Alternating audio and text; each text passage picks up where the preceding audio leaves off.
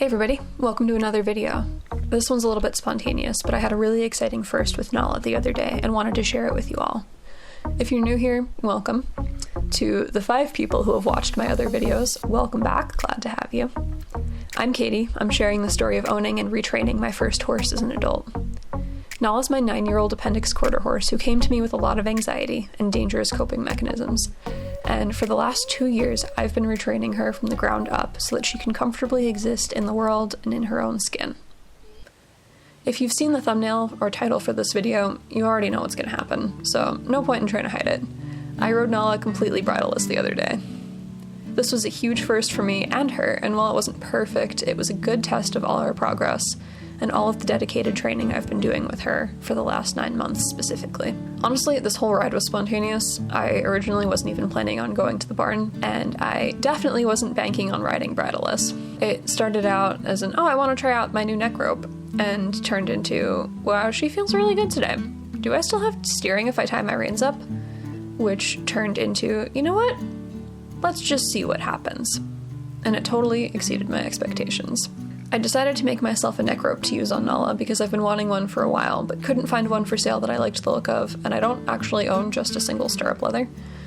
If you don't know, one of my favorite hobbies is crochet, so I decided to make my own neck rope using cotton macrame cord. It worked out better than I was expecting.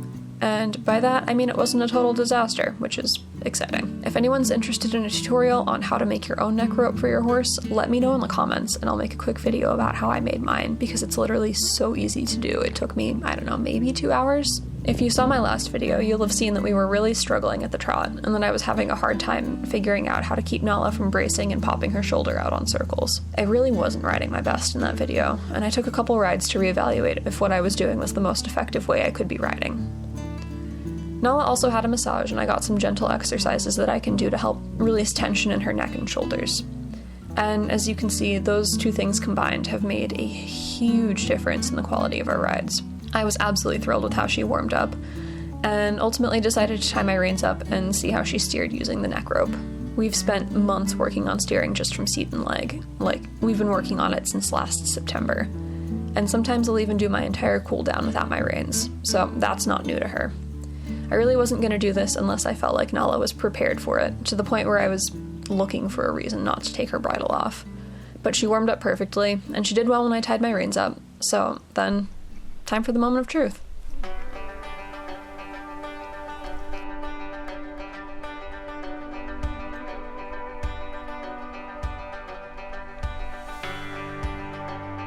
Something you're about to see in a moment here is that I've been incorporating positive reinforcement into my regular ridden work.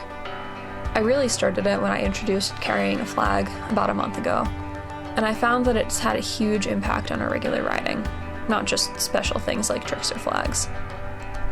I was really hesitant to use it initially because I had some deep-set negative internal biases about positive reinforcement that I didn't realize I had until I sat down and challenged myself to find a good reason not to use it while I'm riding. I don't think it's something that I'm going to use every single ride, but there's no reason for me not to have it in my toolkit, so to speak, and I've found that it's been an especially great barometer for how engaged Nala is in whatever we're doing, which you'll see in a bit.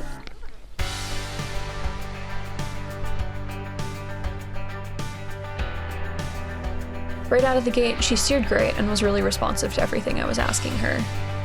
And then she discovered she could eat grass without consequence. Yeah, in retrospect, trying this outside and in an arena with overgrown edges was probably not my best idea, I'll own that, and if I try this again, I will be riding in the indoor arena to remove that distraction. This was probably our biggest roadblock of the whole ride, because not only did it lead to Nala stopping dead to put her head down and graze, it also led to her becoming overstimulated and irritated at me whenever I pushed her on past the corners she stopped at the most, which you'll see towards the end of the video. I don't think you can hear it in the video, because my GoPro records audio really muffled, but after our first canter, I'm so shocked that we did it and didn't die that I'm sitting there going, I'm insane, to myself over and over again. I'm fucking insane. I'm fucking insane. Again, if you've seen my previous video, you'd have seen that canter has been pretty dicey for us in the past. So every time I think about cantering, I'm mentally weighing the odds of whether or not she'll explode when I ask.